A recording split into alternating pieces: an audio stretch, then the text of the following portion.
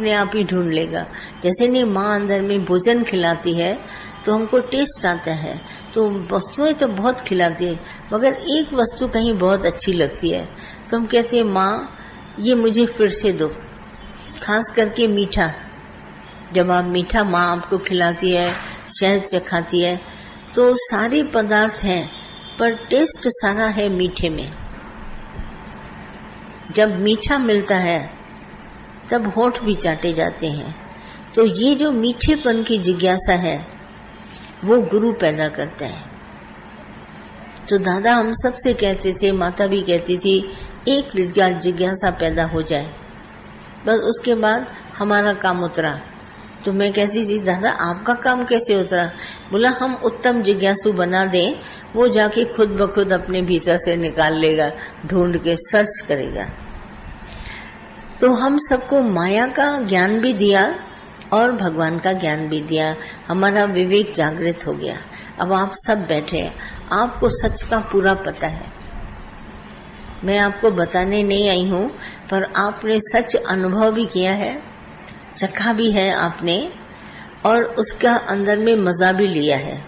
जो मीठा आपने सच खाया है, चखा भी है, और आपने दूसरों को भी खिलाया है, बहुत तारीफ करी है उसकी, और खुद भी खाया है।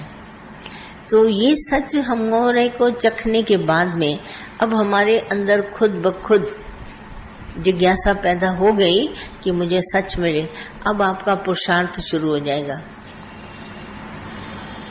तो गुरु अपना काम करने के बाद में बिल्कुल किनारा लेता है, बोला अब ये पुरुषार्थ खुद करे।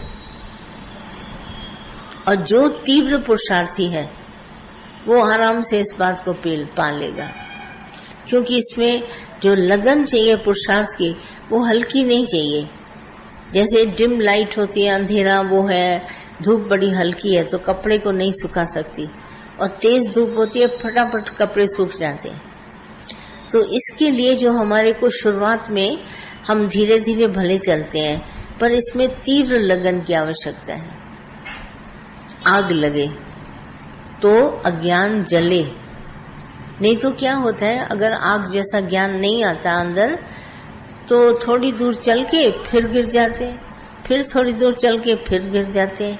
तो उत्तम हमारी जिज्ञासा, क्योंकि अब हमने मीठा चख लिया, मजा आ गया। अब हम सत्संग कितना भी आपको बोलेंगे छोड़ो, आप नहीं छोड़ पाओगे।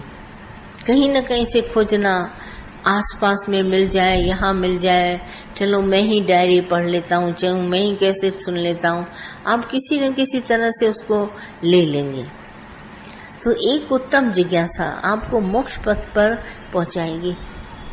जबकि हमारा दादा ने सदा ही बोला मुक्त हर एक है, मुक्त हमको होना नहीं है।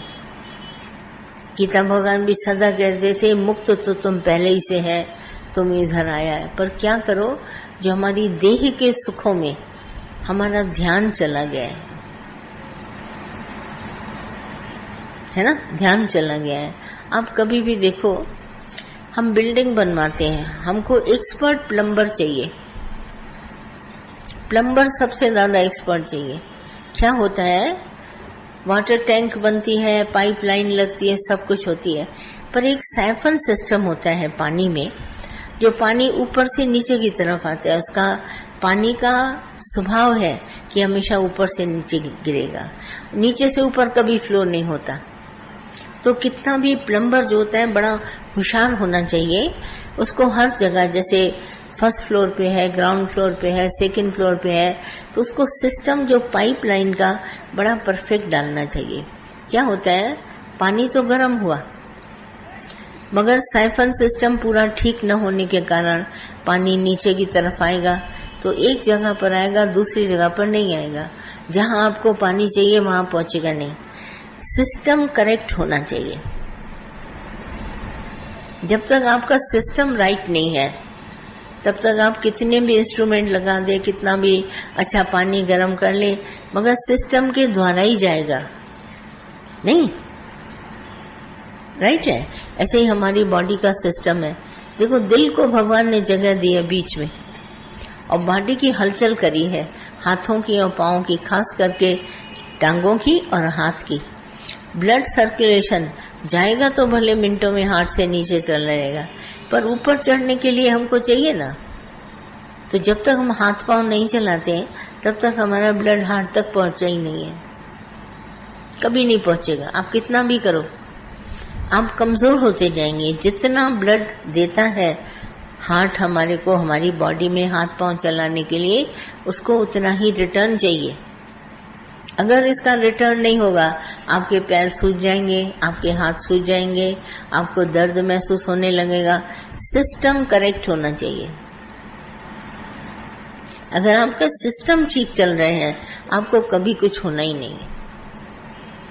तो ठीक उसी तरह से जैसे मैंने पानी का सिस्टम बताया, ब्लड सर्कुलेशन का सिस्टम बताया, उसी तरह हमारे अंदर भी सिस्टम है। उसमें क्या है? कर्म करने का सिस्टम।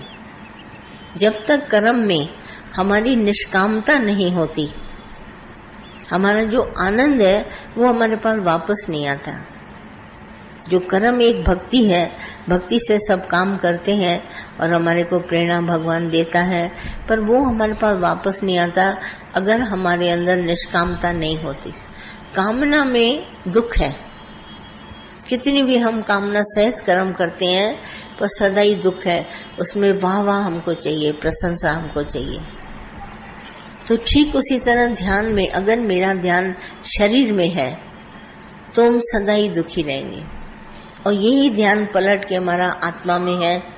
क्योंकि गुरु ने ये ज्ञान दिया, हमारा विवेक जागृत किया है हमको। जैसे सत्संग में बैठने पर आप देखो आनंद कहाँ महसूस होता है, किस जगह आपको बड़ी खुशी और मौज आती है, तो आप खुद ही प्राप्त करेंगे।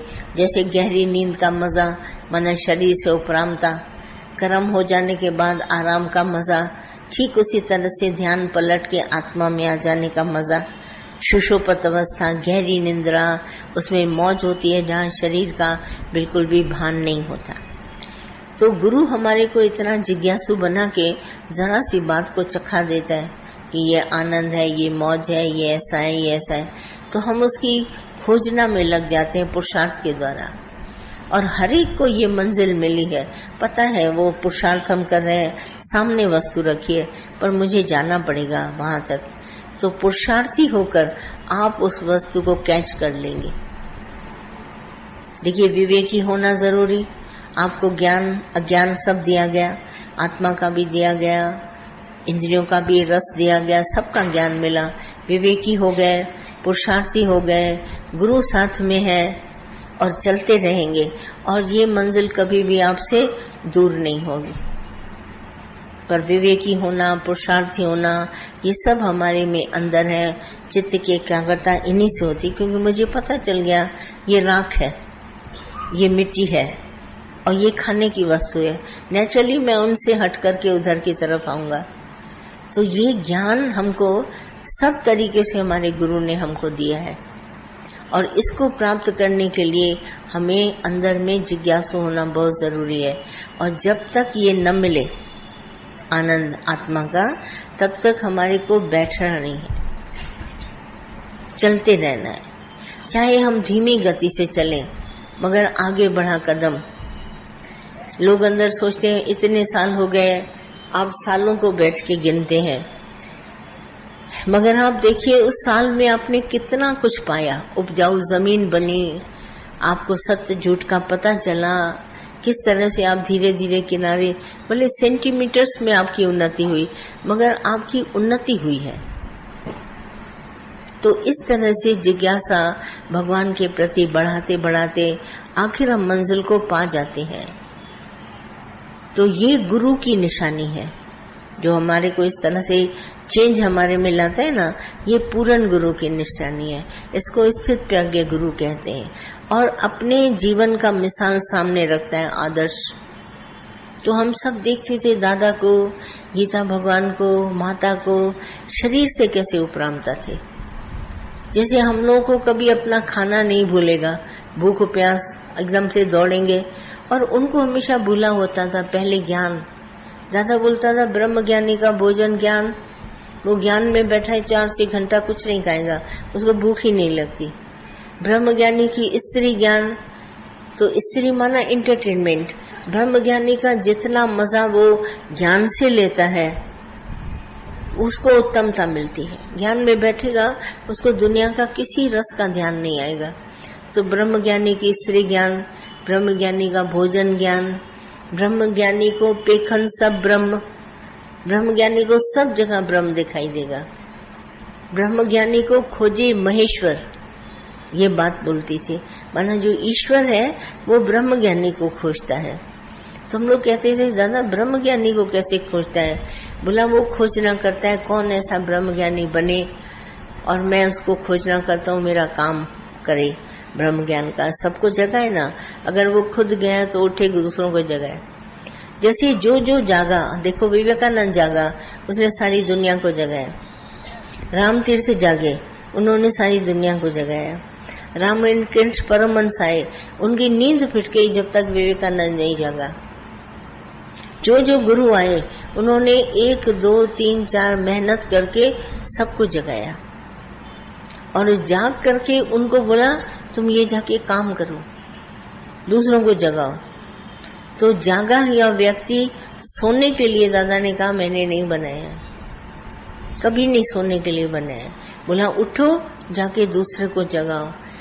और हमारा गुरु तो सबसे एक्सपर्ट, बोला अगर ए सीखा है, भले तुम पूरा स्थित नहीं है, ए सीखा है तुम ए किसी को सिखा के आओ, तुम बी सीखा है तुम बी सिखाओ, तुम सी पे पहुंचा है तुम सी सिखाओ, तुम सिखाओ जरूर, उसको सिखाओगे तुम्हारा सबक पक्का होता जाएगा। मैं देखती हूँ लड़कियां बीए पास कर लेती, इंटर पर कोचिंग लेती हैं, घर में ट्यूशन लेती हैं। तो मैं इनसे पूछती हूँ कैसे लेते हैं? बोला थोड़ी पॉकेट मनी मिल जाती है, 8-10 हजार कमा लेते हैं, भले हम पूरे